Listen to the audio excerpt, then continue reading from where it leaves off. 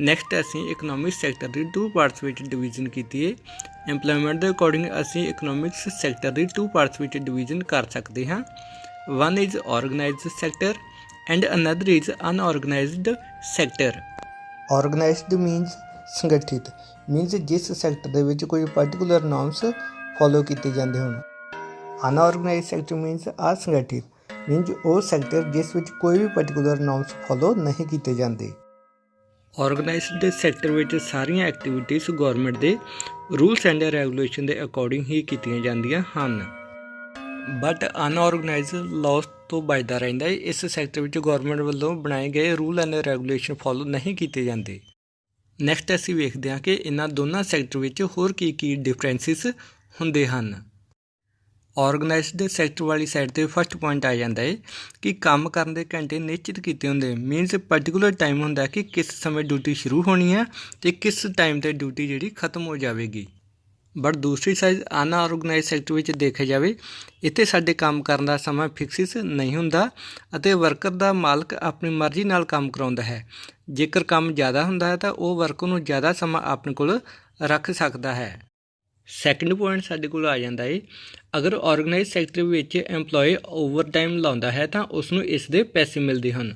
But ਅਗਰ ਅਨਆਰਗੇਨਾਈਜ਼ਡ sector ਵਿੱਚ ਕੋਈ ਵਰਕਰ ਓਵਰ ਟਾਈਮ ਲਗਾਉਂਦਾ ਹੈ ਤਾਂ ਉਸ ਨੂੰ ਓਵਰ ਟਾਈਮ ਦਾ ਕੋਈ ਪੈਸਾ ਨਹੀਂ ਮਿਲਦਾ।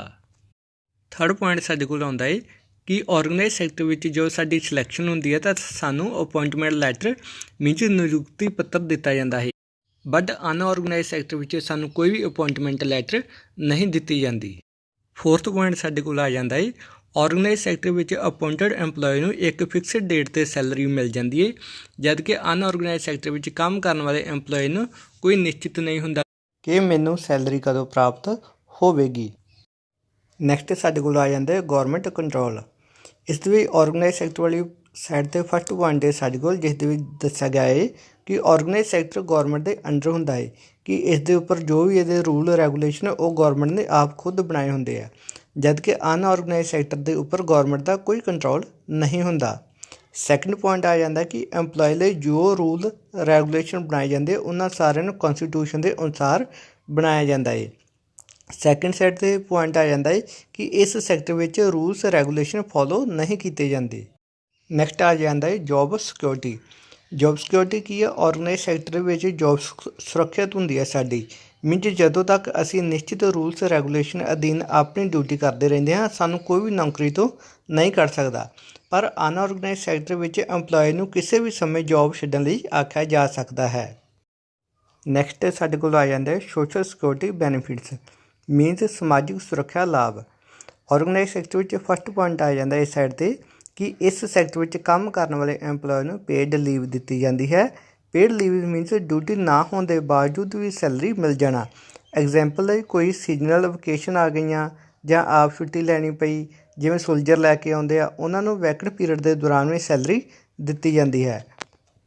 ਇਸ ਤੋਂ ਇਲਾਵਾ ਵੀ ਇਲਨੈਸ ਦੌਰਾਨ ਸਿਕ ਲੀਵ, ਪੈਨਸ਼ਨ, ਇਲਾਜ ਲਈ ਮੈਡੀਕਲ ਦੀ ਫੈਸਿਲਿਟੀ ਐਕਸੈਕਟਰਾ ਫੈਸਿਲਿਟੀਜ਼ ਇਹਨਾਂ ਵਰਕਰ ਨੂੰ ਪ੍ਰੋਵਾਈਡ ਕੀਤੀਆਂ ਜਾਂਦੀਆਂ ਨੇ। ਬਟ ਅਨਆਰਗੇਨਾਈਜ਼ਡ ਸੈਕਟਰ ਵਿੱਚ ਇਹ ਸਾਰੀਆਂ ਫੈਸਿਲਿਟੀਜ਼ ਪ੍ਰੋਵਾਈਡ ਨਹੀਂ ਕੀਤੀਆਂ ਜਾਂਦੀਆਂ। ਸੋ ਇਹ ਸਨ ਇਹਨਾਂ ਦੋਨਾਂ ਸੈਕਟਰ ਵਿੱਚ ਕੁਝ ਡਿਫਰੈਂਸਿਸ। ਨੈਕਸਟ ਅਸੀਂ ਰੀਡ ਕਰਨਾ ਹੈ how to protect workers in unorganised sector, means ਜੋ ਵਰਕਰਸ ਅਨਆਰਗੇਨਾਈਜ਼ਡ ਸੈਕਟਰ ਵਿੱਚ ਵਰਕ ਕਰ ਰਹੇ ਨੇ, ਕੰਮ ਕਰਦੇ ਨੇ, ਉਹਨਾਂ ਨੂੰ ਕਿਵੇਂ ਸੁਰੱਖਿਅਤ ਦਿੱਤੀ ਜਾ ਸਕਦੀ ਹੈ।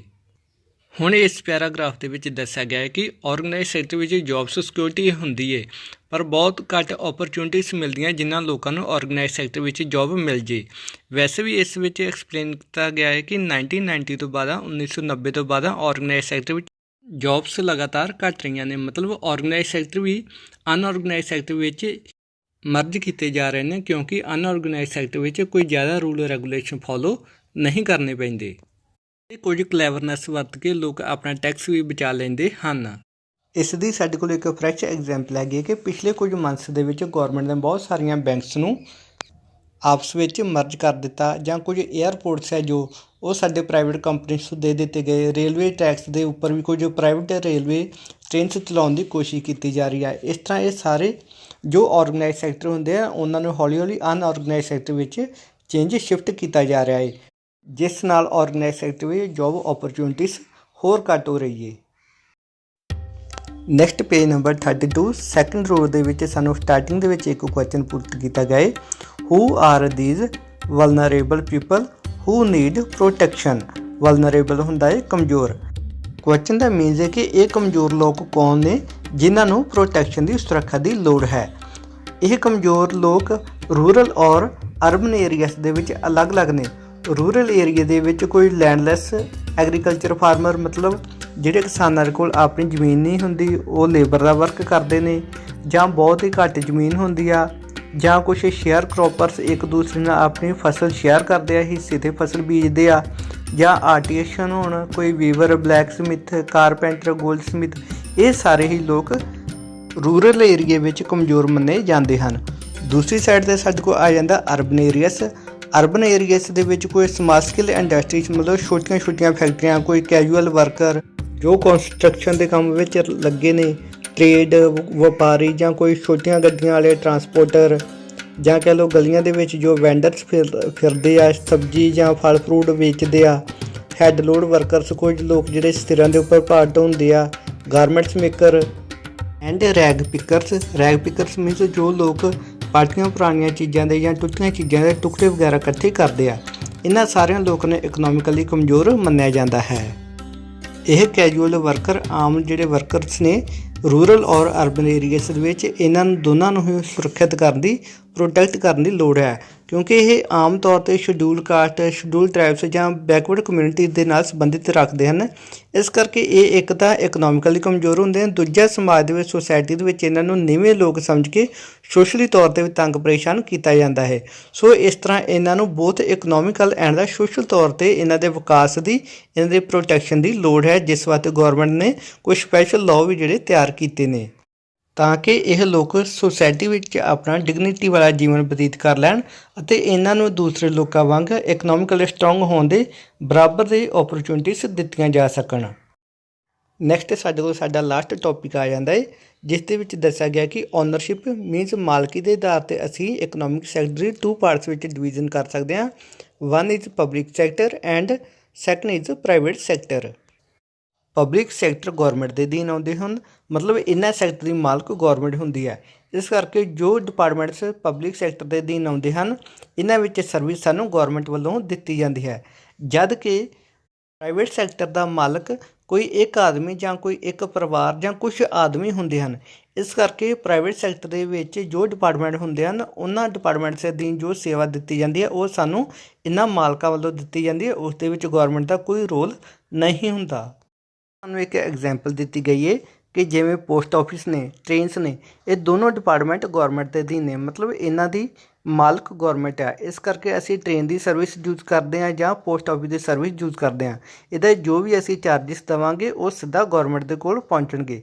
ਜਦ ਕਿ ਦੂਸਰੀ ਸਾਈਡ 'ਤੇ ਪ੍ਰਾਈਵੇਟ ਸੈਕਟਰ ਦੀ ਸਾਨੂੰ ਐਗਜ਼ਾਮਪਲ ਦਿੱਤੀ ਗਈ ਹੈ, ਇੱਕ ਟਿਸਕੋ ਕੰਪਨੀ ਹੈ ਜੋ ਕਿ ਸਟੀਲ ਤਿਆਰ ਕਰਦੀ ਹੈ, ਔਰ ਇੱਕ ਰਿਲਾਇੰਸ ਕੰਪਨੀ ਹੈ। ਇਹਨਾਂ ਦੋਨਾਂ ਵੱਲੋਂ ਜੋ ਵੀ ਪ੍ਰੋਡਕਟ ਤਿਆਰ ਕੀਤੇ ਜਾਂਦੇ ਜਾਂ ਜੋ ਵੀ ਸਰਵਿਸ ਦਿੱਤੀ ਜਾਂਦੀ ਹੈ, ਇਹ ਇਹਨਾਂ ਦੀ ਪ੍ਰਾਈਵੇਟ ਸੈਕਟਰ ਦੇ ਅਧੀਨ ਆਉਂਦੇ ਨੇ।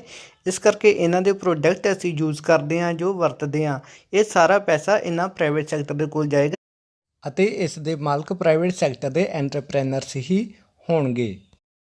ਗੌਰਮੈਂਟ ਸੈਕਟਰ ਵਿੱਚ ਗੌਰਮੈਂਟ ਦੀ ਵੱਧ ਤੋਂ ਵੱਧ ਕੋਸ਼ਿਸ਼ ਹੁੰਦੀ ਹੈ ਕਿ ਲੋਕਾਂ ਨੂੰ ਸਰਵਿਸ ਦਿੱਤੀ ਜਾਵੇ, ਜਦਕਿ ਪ੍ਰਾਈਵੇਟ ਸੈਕਟਰ ਵਿੱਚ ਪ੍ਰਾਈਵੇਟ ਮਾਲਕਾਂ ਦੀ ਕੋਸ਼ਿਸ਼ ਹੁੰਦੀ ਹੈ ਕਿ ਵੱਧ ਤੋਂ ਵੱਧ ਪੈਸਾ ਕਮਾਇਆ ਜਾ ਸਕੇ। ਇਸ ਕਰਕੇ ਗੌਰਮੈਂਟ ਵੱਲੋਂ ਜੋ ਵੀ ਸਕੂਲ, ਕਾਲਜਿਸ ਜਾਂ ਬੱਸਿਸ ਚੱਲਦੀਆਂ ਨੇ, ਉਹਨਾਂ ਦਾ ਫੇਅਰ, ਉਹਨਾਂ ਦੇ ਪੈਸੇ ਘੱਟ ਲੱਗਦੇ ਆ, ਔਰ ਜੋ ਪ੍ਰਾਈਵੇਟ ਨਿੱਜੀ ਮਾਲਕਾਂ ਵੱਲੋਂ ਚਲਾਈਆਂ ਜਾਂਦੀਆਂ ਨਾ, ਉਹਨਾਂ ਵਾਸਤੇ ਸਾਨੂੰ ਉਹ ਸਰਵਿਸ ਯੂਜ਼ ਕਰਨ ਲਈ ਵੱਧ ਪੈਸਾ ਖਰਚਣਾ ਪੈਂਦਾ ਹੈ। ਗੌਰਮੈਂਟ ਵੱਲੋਂ ਸਾਨੂੰ ਸਹੂਲਤਾਂ ਦੇਣ ਦਾ ਇੱਕ ਕਾਰਨ ਇਹ ਵੀ ਆ ਕਿ ਅਸੀਂ ਗੌਰਮੈਂਟ ਨੂੰ ਟੈਕਸ ਪੇ ਕਰਦੇ ਹਾਂ। ਇਸ ਤੋਂ ਇਲਾਵਾ ਗੌਰਮੈਂਟ ਨੂੰ ਸਾਡੇ ਦੇਸ਼ ਦੀ ਪਬਲਿਕ ਦਾ ਪਤਾ ਹੈ ਕਿ ਉਹ ਇੰਨੀ ਇਕਨੋਮਿਕਲੀ ਸਟਰੋਂਗ ਨਹੀਂ ਹੈ, ਉਹ ਜ਼ਿਆਦਾ ਪੈਸੇ ਖਰਚ ਨਹੀਂ ਕਰ ਸਕਦੀ। ਇਸ ਤੋਂ ਇਲਾਵਾ ਪ੍ਰਾਈਵੇਟ ਸੈਕਟਰ ਵਾਲੇ ਵੀ ਕੋਈ ਇੰਨਾ ਪੈਸਾ ਨਹੀਂ ਖਰਚ ਕਰ ਸਕਦੇ, ਕੋਈ ਆਪਣੇ ਤੌਰ 'ਤੇ ਡੈਮ ਨਹੀਂ ਬਣਾ ਸਕਦਾ, ਇਲੈਕਟ੍ਰੀਸਿਟੀ ਤਿਆਰ ਨਹੀਂ ਕਰ ਸਕਦਾ। ਇਸ ਕਰਕੇ ਵੱਡੇ ਵੱਡੇ ਜਿਹੜੇ ਵਰਕ ਹੈ, ਇਹਨਾਂ ਵਿੱਚ ਗੌਰਮੈਂਟ ਇਨਵੈਸਟ ਕਰਕੇ ਲੋਕਾਂ ਨੂੰ ਫੈਸਿਲਿਟੀਜ਼ ਦਿੰਦੀ ਆ। ਅਗਰ ਕੋਈ ਪ੍ਰਾਈਵੇਟ ਸੈਕਟਰ ਵਾਲਾ, ਜਿਸ ਤਰ੍ਹਾਂ ਰਿਲਾਇੰਸ ਕੰਪਨੀ ਆ, ਉਹ ਮੰਨ ਲਓ ਕਿ ਕੋਈ ਡੈਮ ਤਿਆਰ ਕਰ ਵੀ ਲੈਂਦੀ ਆ, ਕੋਈ ਏਅਰਪੋਰਟ ਆਪਣਾ ਖੋਲ੍ਹ ਲੈਂਦੀ ਆ, ਰੇਲਵੇ ਟਰੈਕ 'ਤੇ ਕੋਈ ਰੇਲਵੇ ਟ੍ਰੇਨ ਚਲਾ ਦਿੰਦੀ ਆ, ਤਾਂ ਫਿਰ ਕੀ ਹੋਏਗਾ ਕਿ ਉਹਨਾਂ ਵੱਲੋਂ ਜੋ ਸਰਵਿਸ ਦਿੱਤੀ ਜਾਏਗੀ ਉਹਦਾ ਫੇਅਰ, ਉਸਦਾ ਰੈਂਟ ਆਮ ਜੋ ਪਬਲਿਕ ਦਾ ਰੇਟ ਹੈ ਉਸ ਦੇ ਨਾਲੋਂ ਕਈ ਗੁਣਾ ਜ਼ਿਆਦਾ ਹੋਵੇਗਾ, ਜਿਸ ਨੂੰ ਯੂਜ਼ ਕਰਨਾ ਹਰ ਇੱਕ ਦੇ ਵੱਸ ਦੀ ਗੱਲ ਨਹੀਂ ਹੋਵੇਗੀ। ਪਬਲਿਕ ਸੈਕਟਰ ਦੀ ਇੱਕ ਖਾਸੀਅਤ ਹੋਰ ਹੈ ਕਿ ਇਸ ਸੈਕਟਰ ਨੂੰ ਕਿਸੇ ਦੀ ਸਪੋਰਟ ਦੀ ਲੋੜ ਨਹੀਂ ਪੈਂਦੀ। ਇਸ ਸੈਕਟਰ ਦੇ ਵਿੱਚ ਗੌਰਮੈਂਟ ਨੂੰ ਘਾਟਾ ਪੈਂਦਾ ਹੈ ਜਾਂ ਪ੍ਰੋਫਿਟ ਹੁੰਦਾ ਹੈ, ਪ੍ਰੋਫਿਟ ਹੋਵੇ ਜਾਂ ਲਾਸ ਹੋਵੇ, ਗੌਰਮੈਂਟ ਆਪਣਾ ਕੰਮ ਲਗਾਤਾਰ ਕਰਦੀ ਜਾਂਦੀ ਰਹਿੰਦੀ ਆ। ਪਰ ਜਦੋਂ ਪ੍ਰਾਈਵੇਟ ਸੈਕਟਰ ਦੇ ਵਿੱਚ ਕਿਸੇ ਮਾਲਕ ਨੂੰ ਘਾਟਾ ਪੈ ਜਾਂਦਾ ਉਹ ਆਪਣੀ ਪ੍ਰੋਡਕਸ਼ਨ ਬੰਦ ਕਰ ਦਿੰਦਾ ਹੈ। ਵੈਸੇ ਬਹੁਤ ਸਾਰੀਆਂ ਛੋਟੀਆਂ ਇੰਡਸਟਰੀਜ਼ ਆ ਜੋ ਉਹ ਆਪਣੀ ਹੈਲਪ ਵਾਸਤੇ ਗੌਰਮੈਂਟ ਵੱਲ ਵੇਖਦੀਆਂ ਰਹਿੰਦੀਆਂ ਕਿ ਗੌਰਮੈਂਟ ਸਾਡੀ ਹੈਲਪ ਕਰਦੀ ਰਹੇ।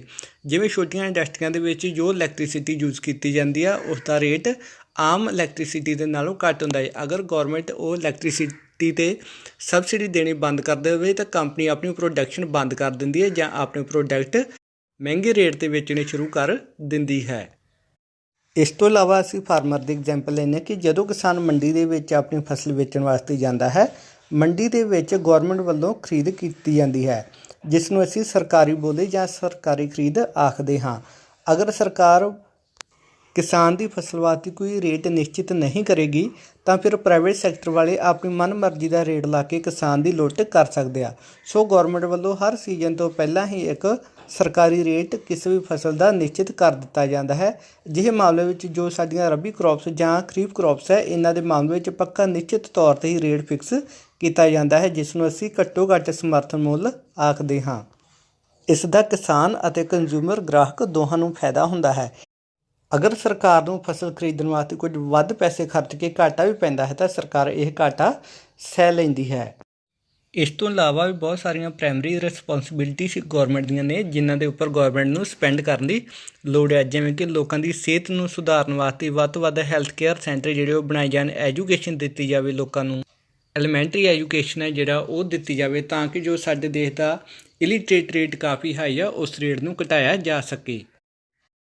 ਇਲੀਟਰੇਸ਼ਨ ਦੀ ਤਰ੍ਹਾਂ ਸਾਡੇ ਦੇਸ਼ ਦੇ ਵਿੱਚ ਇੱਕ ਹੋਰ ਪ੍ਰੋਬਲਮ ਹੈ ਜਿਹਨੂੰ ਬੋਲਿਆ ਜਾਏ ਮਲਨੋਰਿਸ਼ਡ।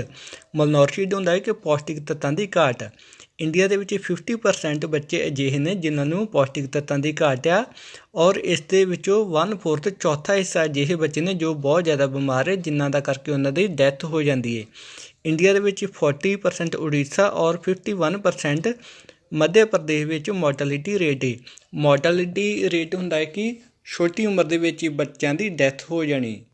ਸੋ ਗੌਰਮੈਂਟ ਅਗਰ ਚਿਲਡਰਨ ਨੂੰ ਆਪਣੇ ਦੇਸ਼ ਦਾ ਫਿਊਚਰ ਮੰਨਦੀ ਹੈ, ਬੱਚਿਆਂ ਨੂੰ ਭਵਿੱਖ ਮੰਨਦੀ ਹੈ ਤਾਂ ਗੌਰਮੈਂਟ ਨੂੰ ਚਾਹੀਦਾ ਹੈ ਕਿ ਇਸ ਪਾਸੇ ਜਿਹੜਾ ਅਟੈਂਸ਼ਨ ਦਿੱਤੀ ਜਾਵੇ, ਧਿਆਨ ਦਿੱਤਾ ਜਾਵੇ, ਇਸ ਮੋਰਟੈਲਿਟੀ ਰੇਟ ਨੂੰ ਘਟਾਇਆ ਜਾ ਸਕੇ ਅਤੇ ਬੱਚਿਆਂ ਦੇ ਜੀਵਨ ਨੂੰ ਬਚਾਉਣ ਵਾਸਤੇ ਜੋ ਫੈਸਿਲਿਟੀ ਦੀ ਲੋੜ ਆ, ਸਾਫ ਸਫਾਈ ਦੀ, ਸਾਫ ਪਾਣੀ ਦੀ, ਰਹਿਣ ਦਾ ਘਰ ਜਾਂ ਨਿਊਟ੍ਰੀਸ਼ਨ ਜੋ ਵੀ ਲੋੜ ਹੈ ਉਹ ਪ੍ਰੋਵਾਈਡ ਕੀਤਾ ਜਾ ਸਕੇ। ਖਾਸ ਕਰਕੇ ਜੋ ਰੂਰਲ ਏਰੀਏ ਆ, ਪਛੜੇ ਰਿਮੋਟ ਏਰੀਏ ਆ ਜਿਨ੍ਹਾਂ ਦੇ ਵਿੱਚ ਬੈਕਵਰਡ ਲੋਕ ਰਹਿੰਦੇ ਆ, ਉਹਨਾਂ ਵੱਲ ਖਾਸ ਧਿਆਨ ਦਿੱਤਾ ਜਾਵੇ।